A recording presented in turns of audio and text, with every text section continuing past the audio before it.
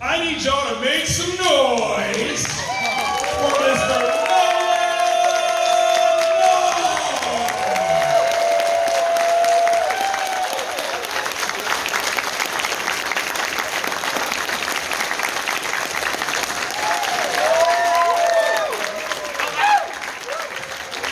That was embarrassing. I don't deserve that. You absolutely Embarrassing. do. Come on. You deserve that and more, sir. Oh, I don't know about that. I promise. I promise. How are you doing today? Doing good. Excellent. Excellent. Thank you for joining us. You could have literally been anywhere in the universe with your workload, and we're so glad that you're with us this weekend. Really appreciate it. I just kind of want to jump in real quick, fast, because we are going to move to you guys sooner rather than later. As a pioneer in the voice acting arts, and I really feel like there's some not old, pioneer, because especially when it came to mocap and things like that, that are super customary now, this is like something you kind of really brought to the forefront of true acting with video games, and I think that's super important. And kind of looking forward, what is it that is something that you're looking forward to new technologies bringing out in your acting for games and other ventures? Well, AI can just do me and I can say, No. It can never do what you do. It really can't. Right. You know, people ask me about that, so I'll get this out of the way. Let's do it. You know, AI can do a lot of things, I guess. It's pretty cool. They can sound like you. But people don't realize that what an actor brings is what's not on the page. Or, you know, it might be written a certain way, but I'll say it the way that nobody would expect it to be said. I mean, how can you teach AI to do something that Christopher Walken does? Come on. There's nobody in their right mind, without trying, would ever say things like he says. You know, it just doesn't work that way. That's right. You know, so, and you know, like Deadpool's a perfect example. So, you know, we'll sit there and go down and something will hit me and I'll say, how about this? And I'll say it. So there's a lot of times in a lot of games and animation and anything, it's what's not written that you say, or you say it away. That's different. I was telling someone today, you might be here, Call of Duty. It was just Dr. Richtofen line where he just said, I need more ammunition. And it was just a line. And instead I went, I need more ammunition. and they just went, yeah, we're going to use that one. You can't teach that because it's stupid. AI is supposed to be smart. The brilliance is in stupidity. So, but it just, the little things like that is how they think. So I think there's, and of course, who am I? I don't know all the ins and outs of it, but I think that it's not something that I think can affect that on camera too. We'll get things as written, and then good directors will be like, okay, let's play with the world. And ultimately, those takes that are played with are the ones that end up saying. And I don't think anything artificial can replace that, because the spontaneity and the off-the-cuff remark, the ad-lib. Uncharted fans, you remember, Richard McGonagle, Sully was supposed to look at me and go, gosh, it's hot. And instead, he just said, sweat like a hooker in church. That wasn't written, and I just looked at him and I go, you took a hooker to church? And he just looked at me and said, why not? That was written. And it went again. And now I write that on some people's pictures. Yes. Tell the truth. Maybe not. Yeah. I think what is really brilliant about that too, though, is that the idea of acting being kind of a collaborative sport, right? Okay. And you have a background in collaborative sports. I gotta know, from your time in college, what was your best baseball game? My best in college? Best game in college, yes. The ones I didn't play in. Wait, what? No, I wasn't that good. I was just good enough to get there. And then I would sit, I was a pitcher, so I would go to the bullpen, and we were dipping tobacco at the time, and I'd put one in there, and like, God, we don't get in, because I'm feeling a little high right now.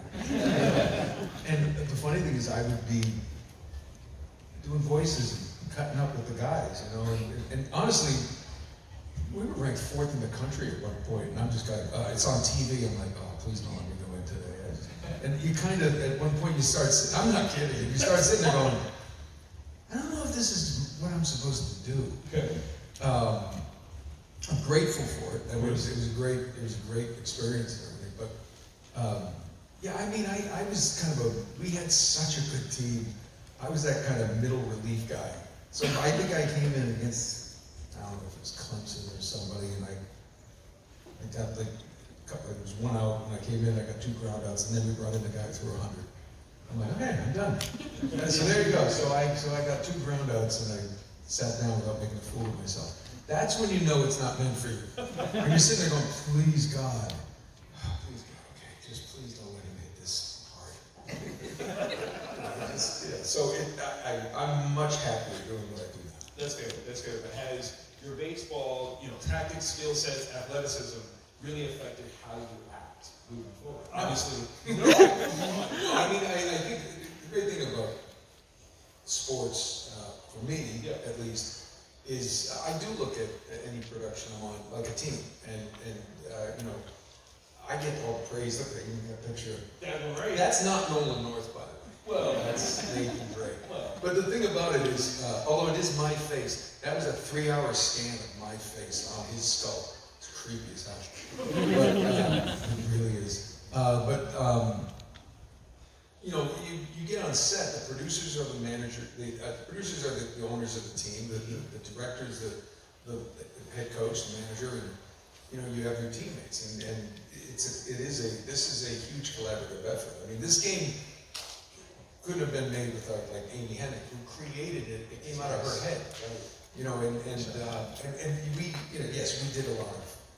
She allowed us to ad lib, but she wrote brilliant scripts. So the majority of it was written. I think there was more ad libbing done when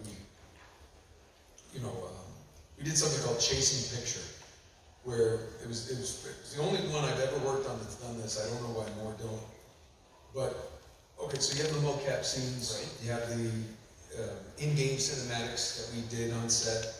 But then they would take one of the developers at the developer's office, one of the artists or the programmers would run through a level, and he'd take Nate, and Nate would run around and look at things and everything, and they would put that on the disc, and I would go in and sit at the microphone on certain days, and I would watch that. And they'd have a few things, some lines written in different spots, but most of the time it was just me watching it and just going, no. Oh, crap. You got a great ass, Sully. Making things up. The whole Marco Polo. And the second one, Claudia Black was sitting next to me. And I saw the pool, and Nate dives in, starts swimming, and I go, Marco. And Claudia was like, I'm not going to say it. I'm like, come on, Marco. And she goes, Polo. And it made it again. So there's little things. So those are where we got to have a little creative freedom. And I think the thing that it did, though, is I meet a lot of fans who say, I'm playing that game, and I see something, I'm thinking it, and then you say it, and it's like creepy. I'm like, because you're as sick as I am. I literally would do that almost like a player. Like, hey, sorry, it's a popcorn machine. Just because it looked like a popcorn machine. It wasn't.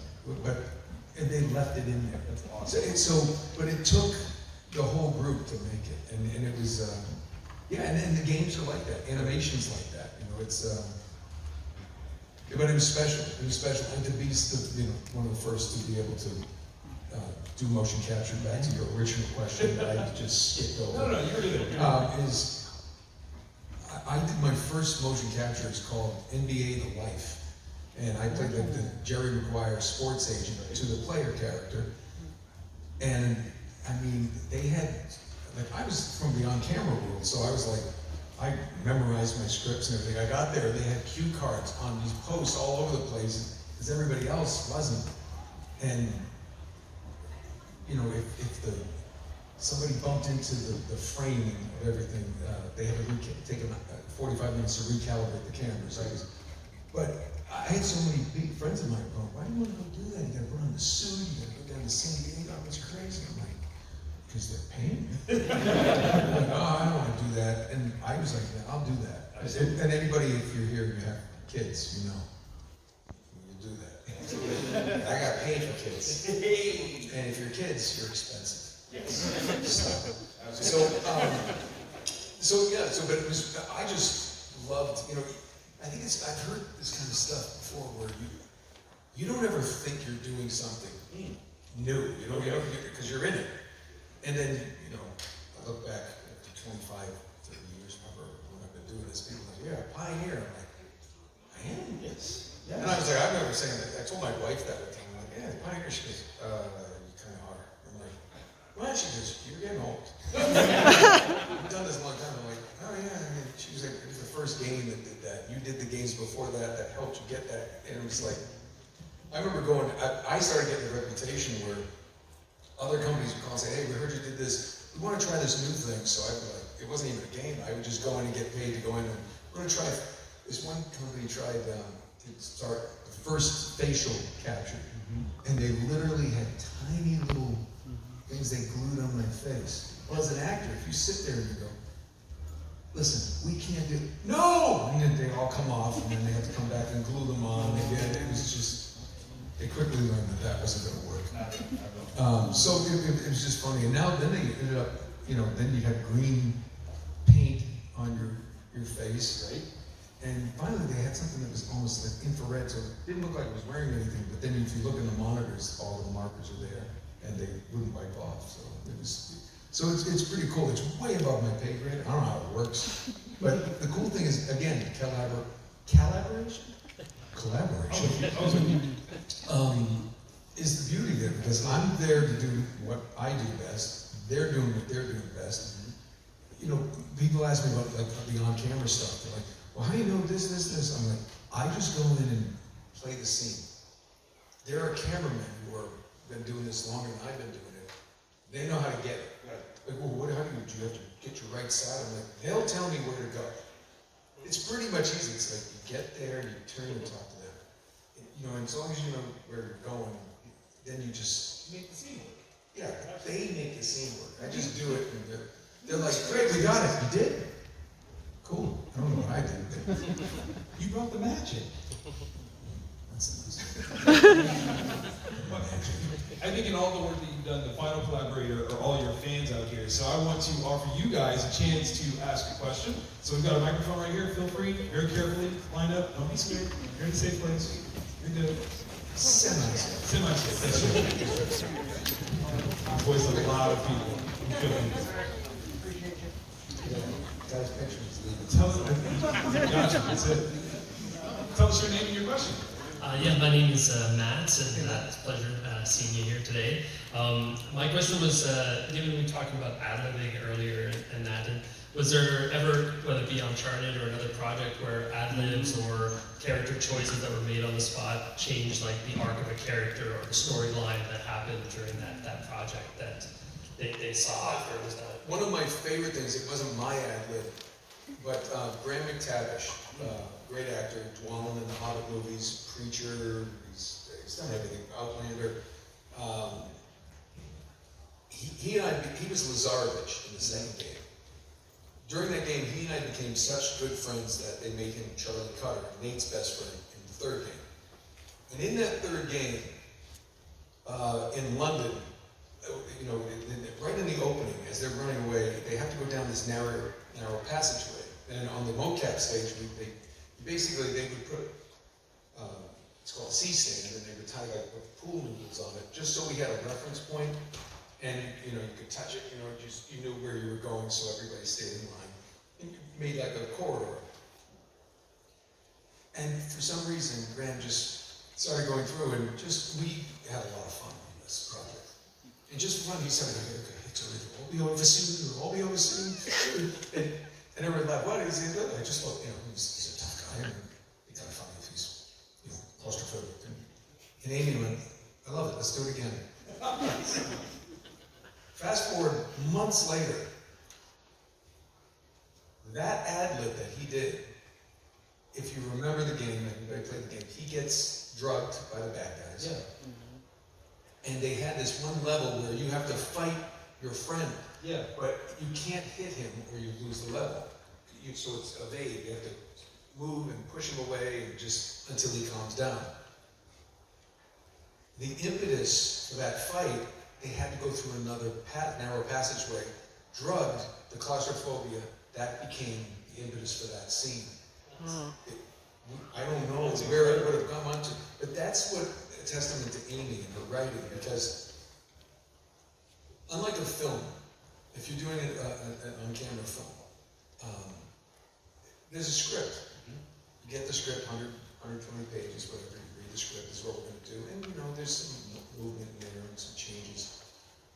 Amy would write 2 to 3 scenes, and that was it. And back in her office, she had the cards, and she, you know, moved them, and then for the next motion capture session, she'd write whatever, you know, happened after that they're moving around. And at the end, you had this beautiful script, but it was all kind of fluid as we went. So any little things you did, anything that happened along the way, something like that. I mean, it was amazing. You know, the fact that ad-lib led to him, you know, why, to the reason that they have that fight, which was, the fight was going to happen, but they didn't know how they were going to get there. The ad-lib, she went, oh, that's it. So That's the magic, right? that's Amy Hennig magic. Make some noise for that, y'all. That was awesome. Hi Nolan, my name's Shiv. Nice to meet you. Nice to meet you. Another one of your performances that I really loved was from Transformers Prime, Yes. where you did Smokescreen. Yes. And there's a scene where Smokescreen is with a very damaged Optimus Prime, where he almost makes Smokescreen the next Prime. What was that like, and how do you think Smokescreen would have changed if he did become a Prime? I'll answer the second part first. I think he would have just mirrored whatever he was such a, if you remember, he was an Optimus fanboy. So I think he would have carried on that Optimus's legacy and probably done exactly what he thinks Optimus would have done. What it was like for me, we recorded on Wednesdays. There was always a cast report. And it was like, the seats were kind of like down, straight, and over, and the glass, there were the engineers and the directors and producers were back there. I sat in the corner. It was Darren Norris, Kevin Michael Richardson, Somali Montana, Frank Welker, Peter Cullen, Frank Welker, Steve Bloom, every Wednesday. Now, these are like, Darren Norris was like, I loved him, he was in Team America, he's all this stuff. He would sit there and look at me and go, my God, that's a fantastic acting. He knew I loved it. When you're in a room with people that I would come to a panel, I would stand in line for their signature, and now they're your peers and you're there. It's magic. And you know, Peter Cullen is so good. And you know, you're doing a scene with Optimus Prime, so you know, and what happens sometimes when the other people, you can either sit or sometimes they go out to have coffee, and I remember everybody sat there because you want to watch Peter do these things, and it was magic. I mean, the first time I ever had an interaction with him, the first episode, I had some kind of line where I was like, "What are we gonna do, Optimus?" And you got your headphones on and the script's right there, and all of a sudden I hear, "Autobots, roll out," and I went, "What?" And I went in the tape. And everyone laughed. I'm like, I'm so sorry. Just he said the thing. I said, I'm so sorry. Everyone's laughing. Peter's smiling. I go, I'm sorry. That was cool. And they said, okay, let's do it again. All right. So I got everyone comes down. I'm like, what are we gonna do, Optimus? And I step back and I'm looking at the screen, and he's not saying anything. And I look over at him, and he goes.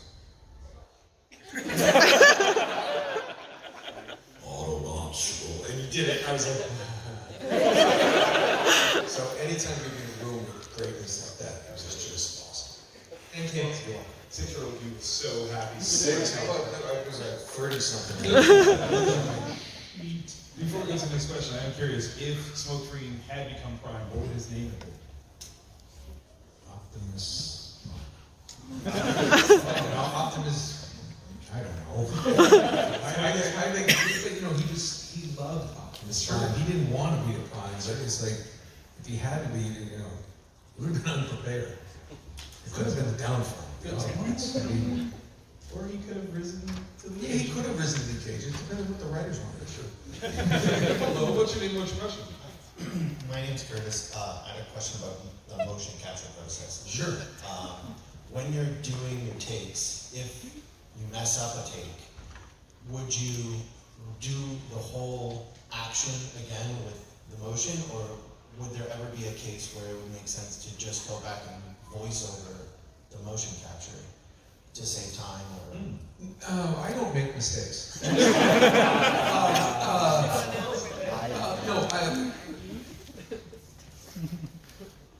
Yeah, there were, you know, times it's called when you go up on the line and you do it. I mean, it's a little different than, like, I can tell you, like, I did a series called Hysteria for Peacock with Julie Bowen and Bruce Campbell.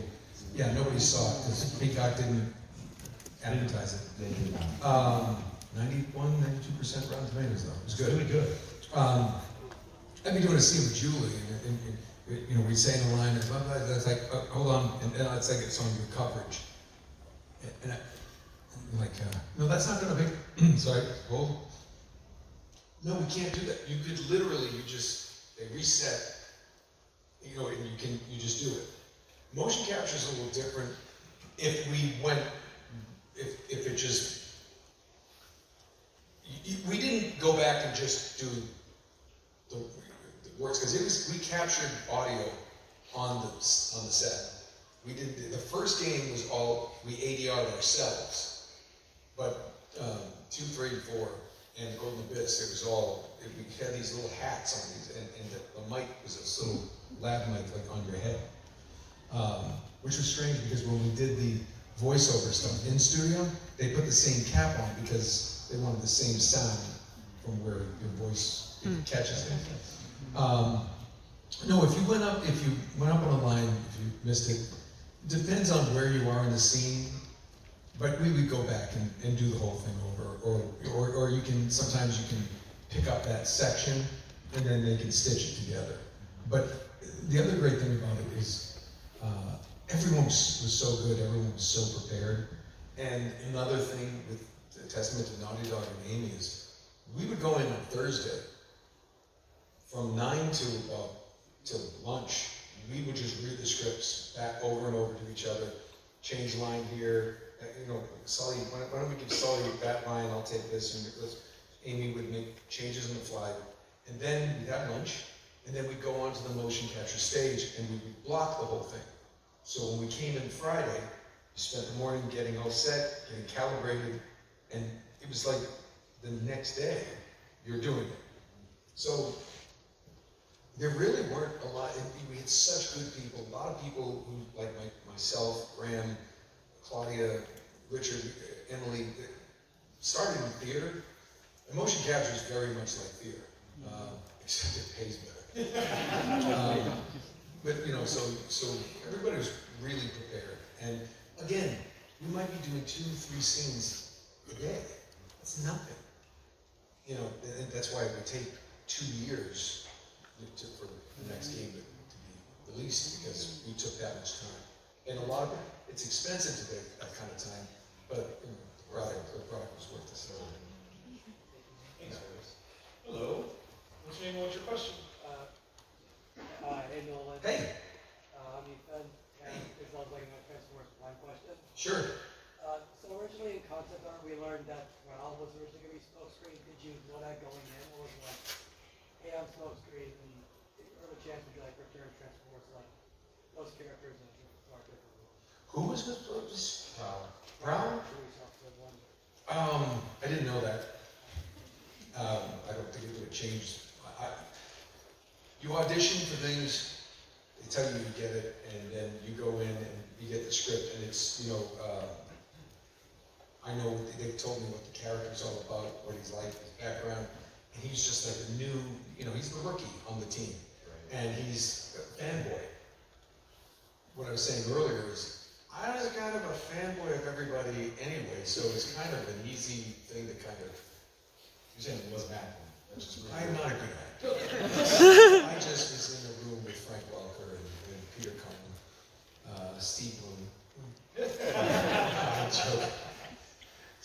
Steve Bloom is one of my, he's a very close friend of mine, and we laugh because, okay, Smokescreen and, Starscream, right? They don't like each other. He's Wolverine, I'm Deadpool. Yep. They don't like each other.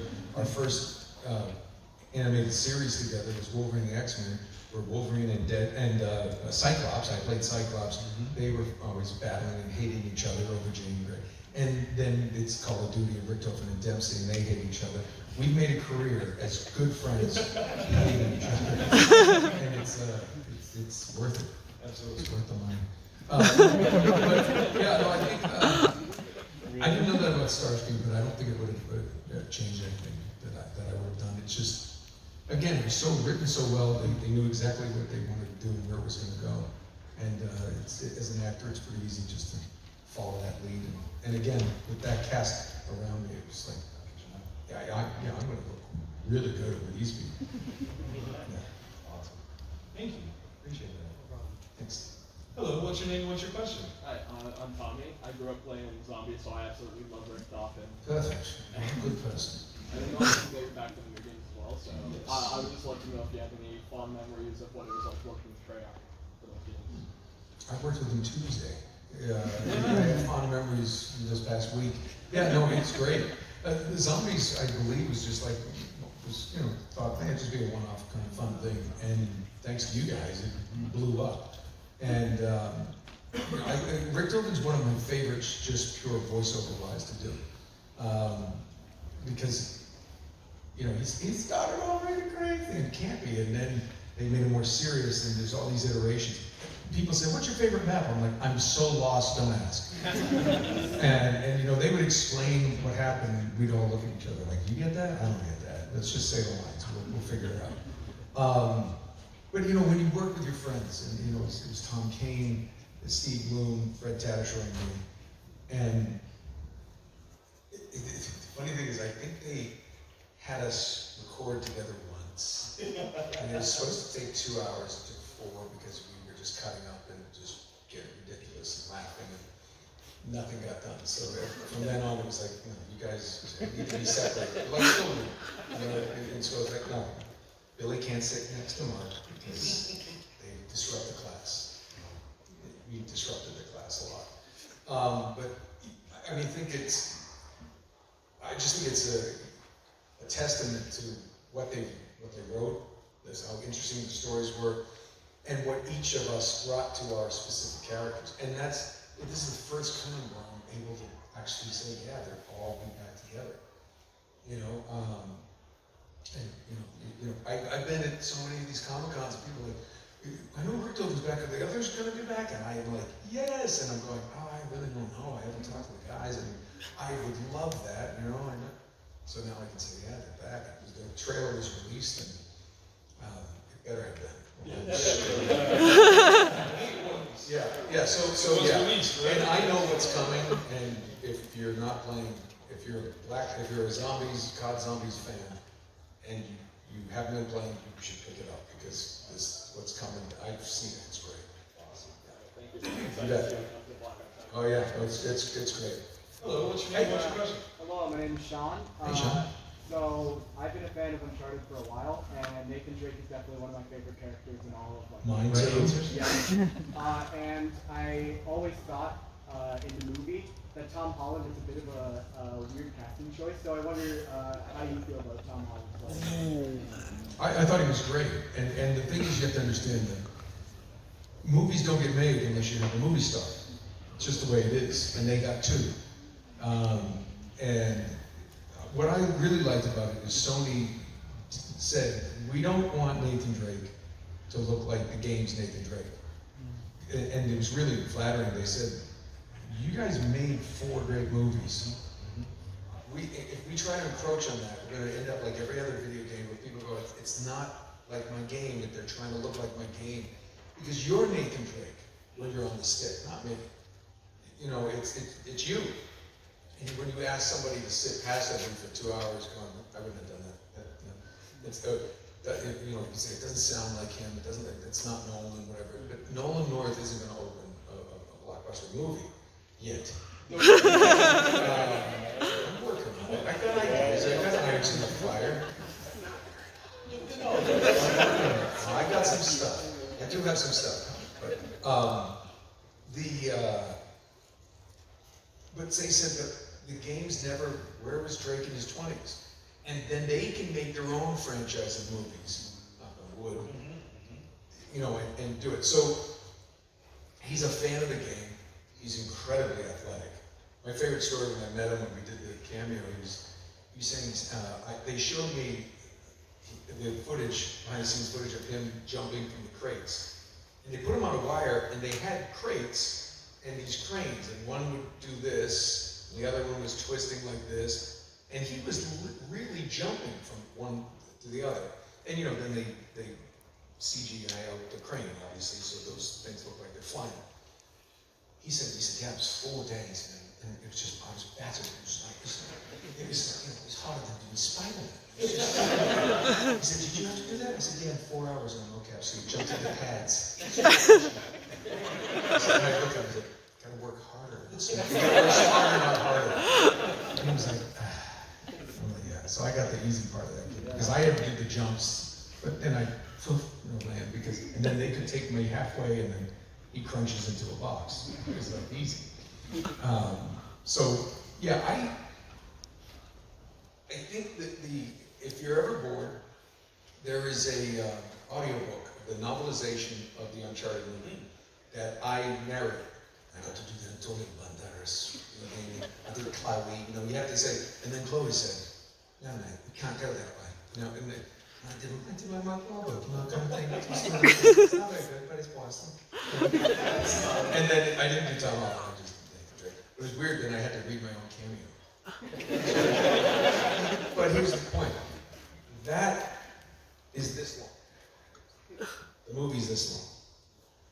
If a road trip, listen to it. You'd be like, because I read it. It had to be done obviously before the movie came out. And I remember going to my wife and wrote, "This movie's going to be amazing." But they have to get it under 2 hours. And for me, the only thing that I think the movie could have been better is if it needed to breathe a little more. It's just like, it's blah, blah, blah, at the end. It just kind of, and you miss some of the nuances that were in there. That's why I like the Uncharted 4 so much, because there was parts in between for the characters and stuff. Yeah, but I mean, all the games do that. And you grow and you learn. And when you are one of the characters, you're in it. The movie, it's harder to do that. But I saw Wahlberg a while back, and he was saying that they're hoping to do another one. I don't know if it's in the works. I have no idea. You know, go film it. I don't know if they're happening. But I hope they do, and they find a good script and a good kind of thing to do. You know, we'll see. Thank you. Thank you. Thank you. It's Nolan, it's fine. Hello, what's your name and what's your question? Hi, my name is Andrew, and I was wondering about for the role of Ghost in Destiny. Mm-hmm. How do you go about playing a character with no body, no face, and what was your biggest personal conflict there?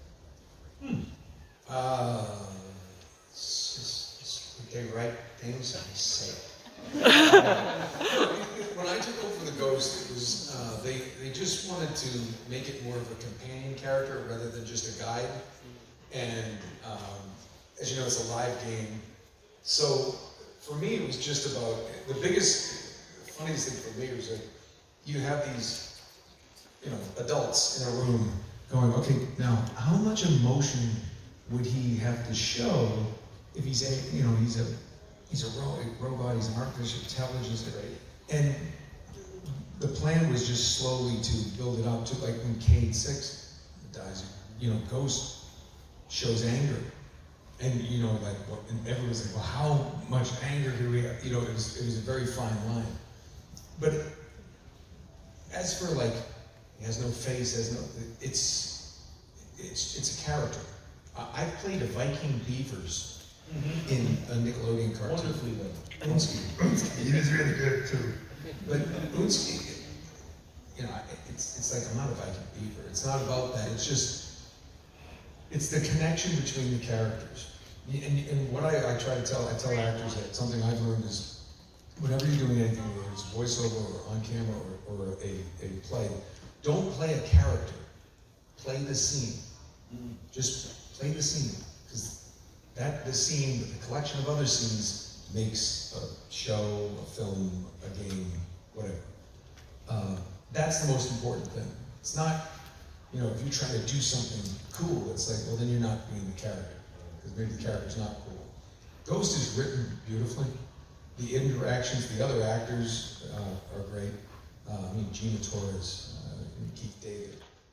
It's been, and God bless him, Lance Reddick was amazing. Lance Reddick played the game. And he'd come in, like if his session was before mine or after, and I bumped into him as we're leaving, he goes, hey, it's my Ghost, how you doing? And most fit guy, it was a shock when he passed away. And Keith David is doing his role, and which, I wasn't sure of at first, but then I realized that Lance would want that. Lance would want his character to go on, and who better than Keith David? Absolutely. He was another guy that I can't believe I know him, because I was such a massive fan of Keith David. I said, Nolan, how you doing, David? What are you up to now, man? I'm his vice president in Rick and Morty, so we worked. Yeah. Mr. President, I did Chevy Rascarolo voice. You're turkey, you're a turkey. I don't even know if I answered your question. I go off on tangents. Beautifully done. You bet. Hello, what's your name and what's your question? I know, my name's Jay. My question is, if you were magically transported into one of the Uncharted games in Nathan's body, which game do you think you could survive, if any? The last scene of Uncharted 4. That'd be the whole game. Just the rope and everything. No, I ain't gonna claim anything. No, you would be the most boring game ever. I would have opened up and done that thing. We have to jump out of this plane. I'm like, I'll chance it. The answer is 0. Yeah, I'm not doing that. That's insane. Are you kidding me? Yeah, sit down. No, I don't want to do that. Which game would you kill yourself in? That's the question. The first scene of the first game, I wouldn't have a shot. Have you ever seen me play the game? Oh, I don't play because, you know how it goes to black and white when he's about to die? Mm-hmm. I've never seen the game in color. No. I would like to go to places I'm not sure. I would have been better at keeping treasure. Again, I got kids. It's like, hey, grab some coins, let's go home. What about Marlowe? I don't care. Just go. We're going to change our names. We're going to buy an island, and nobody will ever find us. That's it. That's how you do it. Exactly. Perfect. Thank you. Oh my gosh, I'd be dead before I took my first step. What's your name and what's your question? My name is Spencer, Hey, Spencer. and I was wondering what it's like to go play all kinds of legendary characters and then come back to characters you played previously, like Ghost, for example, or Rick Toffin after you've taken so much time off.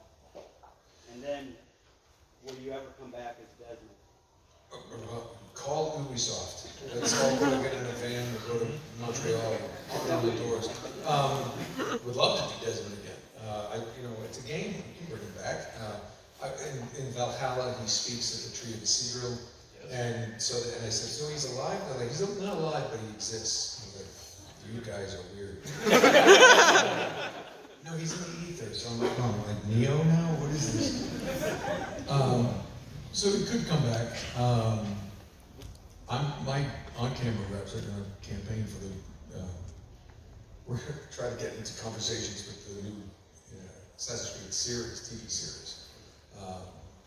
Not as Desmond, but something. I just think it's a great fit. Why not have somebody who's part of the lore? Fans, we would go, let's see if Nolan sucks or not. Let's watch it. Ratings are ratings, folks. So. But to your first part of your question, I think it's funny. It's like Destiny is ongoing. I have a number of these things. They're like an annuity. It's like the Call of Duty. Rick Toffin keeps coming back. Destiny. Guild Wars, people play Guild Wars, Old Republic. I have a number of things that just, we want to do another iteration, and he comes back and he does it. And then there's new things that pop up here and there, which is, I'm so grateful for the fact that I still get to do this. I mean, it's just, you get to a certain point where you're like, oh yeah, we're going to do that again, Still waiting for Hong Kong to come back, get the penguin back. But they did do that. There's Suicide Squad, right? They just do different things. And then somebody was like, hey, we're going to do Superman in this project, and you were him in Justice. Can you do that? I'm like, yeah, I'll do that. I like Michael Caine. It's like, yeah, I'll do the work. I'm not doing Michael Caine. But it's like, I love to work. I love to do this. And somebody said, I see you've been doing a lot of more on camera now. You're not going to do voiceover? I'm like, no, I'm going to do it all. You don't have to choose. Alan Tudyk's a good friend of mine. Alan just was like, yeah, this is good. I'll do this. Oh, a play? I'll do a play. Let's do this. It's my job, but it's fun. And so it's a blessing to be able to have characters that continually come back. Because we all have bills to pay, and but it's also incredibly fun, and to see it's a new writer and what their take on that is. So they're never quite the same character because they're in a different situation. So I have no problem doing those, but I always look forward to the new things. But I guess the blessing is the fact that you don't have to say goodbye to all the characters in order to do something new. You can continually bounce back and forth, and that's brilliant. Yeah. Thank you. Awesome. Thank you. We've got 2 minutes left. All right, I'll do better. I want to get to everybody in this line. Oh, you want everybody? Yeah, no, I'm not leaving until I get everybody. All right, let's go. Don't get up now. That guy in the back. Yeah. I grew up playing Uncharted with my dad, and I love the story. I'm very curious as if there's anything big or small that you would either retcon or change to make a better story, or in the writing and recording process, if there was a scene or something that you tried really hard to change. No. No, there's nothing. It was, again, back to the collaboration. It was a brilliant process. Amy's writing was so good. The characters, the actors, I miss playing in that sandbox with my friends. It's the biggest thing I miss. And because we had so much fun making it, and I think that's what made it so special. No, there's nothing I would change. Right. Nothing. No, there's not. One thing, Nadine should have died. No, I'm sorry. She beats up both Drake brothers and then gets away and then gets her own game. Nope. No, nobody gets away. The bad guys get the comeuppance. That's the payoff. Fun. Remember the movie? Even the movie, they dropped a shit on the girl. I mean,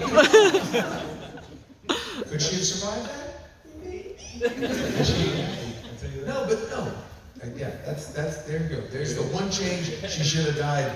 She should have died because, and you know what? And I know how. She's like, damn it, Nadine got away. And Sully walk out with a cigar. He goes, not exactly. And the boat she's from Power Rangers explodes. And then her head lands on the beach. Credits. Her head just sits there like this.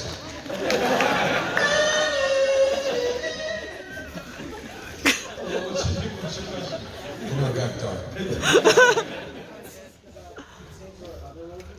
What is it like playing a character that multiple voice actors presently or in the past have played that character? That looked at all. Legacy characters. I'm sorry. That other people have But he played said- before or after you. Do you have any thoughts on? But you talk about Saints Row. Because Saints Row has multiple voice actors all voicing the main character. Oh yeah, no, Saints Row was cool because I had done some like ancillary characters here and there, and there was the weirdest thing in my career. They called and they said, yeah, they just want to use you. And I'm like, what do you mean? They're going to put your name on it. So we're going to, the agents are like, so we're going to ask for this kind of money. I'm like, they're not going to pay that. They did. I'm like, this seems like false humility, but I was like, I don't get it. they want to put your name. I'm like, what does that mean? They go, they're going to put male player 1, male player 2, female player 1, female player 2, Nolan North. And I'm like, what? Stupid. And they're like, they want to do it, and they're going to pay you. I'm like, oh, okay, that's And I remember, I had to actually listen to, it was Laura Bailey, great actor, and she like, I had to listen to her line and just match the timing and say the same line. I was like, this? You're gonna give me that? Well, really? All right, we'll do it.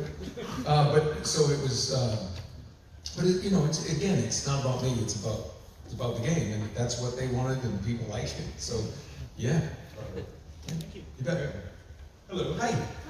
Hi. You mentioned you had a background in theater. So Yes. when it comes to mocap, how do you navigate having like no sets, no costumes? How do you immerse yourself in the environment?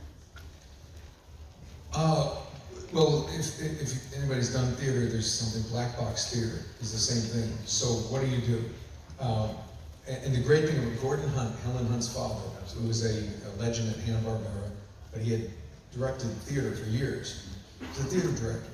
And the thing that made it special is when you don't have props, you have to focus on the people you're talking to, or the situation, or what you're in. If you're alone, like, they had touch points, you know, like, you know, they'd have you know, when he's in the jail, there's a bed there and a bucket. Look, I have a bucket. It's a line. It's weird. So, no, but the intention and connection is with the other actors, or with, again, the scene. What's it about? You know, you just have to not be self-conscious and thinking like, what am I doing right now as Nate? It's just like, no, I'm just doing it. It's just, I always tell them, some of the best actors are like 6, 7, 8-year-old kids playing in the backyard. The stick could be a lightsaber one day, or it's a sword, or it's a gun, or whatever they're playing. You know, and if they're playing, and they are in it. And when someone walks out there, anybody hungry? And they don't go, damn it, Mom, you broke my center. Okay, everyone, back to 0. Let's start again. No, they're like, peanut butter jelly. I want bologna. Okay, can I have a hot dog? Okay, and then they're back. Because they're just immersed in it. You just let yourself go. And if you're doing something wrong, trust me, someone will tell you. But if you can just get lost in that, and the great thing is we had such great actors, and you're going back and forth, and you don't even think about that. You don't worry about that. You get immersed in the fun and the situation that the character's in, and you're not even thinking about yourself. You're just getting those lines out, and I mean, we had the props. I mean, it was cool. It was like, it was high-class fun. Awesome. Yeah, I love it. Leslie is giving me the face. All you guys have to ask your last question all at once, like right now. Yeah, I'm gonna go super fast, I promise. But who is it? Okay. Real fast. Real fast. So I had a question about Uncharted 4. So it's no secret that you guys had filmed a large chunk of the original story before any left the project. So how did you feel about that original version of the game? That could have been? It was great. You know, it was different, and it had a different way of going about it. And he's taking the money. So, so it's like it was. I'll stand up to make it look like a yeah, you know, I mean, I don't really remember too much. I know that it was that concept, and they just made some casting changes and some switches. The only thing I do remember is that when the new version came out, Charlie Carter wasn't in there, and I was like, damn it, Graham isn't here. So that was fun. Yeah, real quick. I'm a student acting myself, acting student myself, so I was just very serious and sort of question. What would your advice be for future voice actors? How to prepare for the characters? Because the amount of lists you have. First of all, be an actor, not a voice actor. Do everything. The best thing is like when you with voice or animation or gaming, if they have artwork, sometimes the look will inform you, and the back look, they give you like a paragraph of what it's all about. You can either look at it and go, okay, he's like this, and I'm going to do what I think he looks like, or you do the opposite. One of my favorite animated characters of all time, Carl Weezer. Rob Paulson, little chubby kid, you're cooked on like a carrot with everything, and think this really good. don't stand me like a sweet boy like this. Just like, so he was genius. He was genius. See, I'm going fast, and I'm leaving. I promise. Yeah, right. How much time do I talk? No, you do. Real quick. Real quick. Here. Okay. Yeah, read this and do it. Read this and do it. Love you as always. I love you on Open. the Always Open podcast. Could you sign this? Did I sign it? The $5 bill? Yeah, no, the Facebook. Oh, I'm gonna do a sketchbook for you. Nobody else. There you go. Yeah, thank you so much. Thanks so much for being patient enough to allow me to come from the back of the Just ask the question. I wanted to ask that you did Desmond Miles at the same time as you did Nathan Drake. Did you ever kind of in the middle of filming one character kind of were like, oh, that sounds too much like Nathan, or that sounds too much like I'm writing like Desmond? Like, No. did that ever happen to you? No, here's the problem. It was early in my career. Uncharted wasn't out.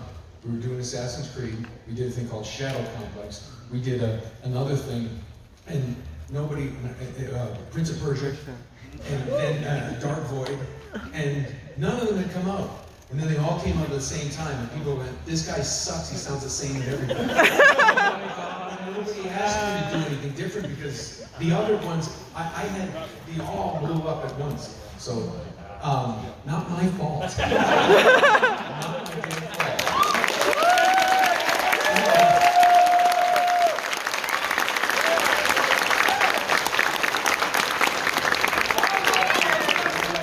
Ladies and gentlemen, you exited on the opposite side of the room that you entered. Exited the opposite side of the room that you entered. 3 sets of doors all the way down on the side. We are clearing the room completely for our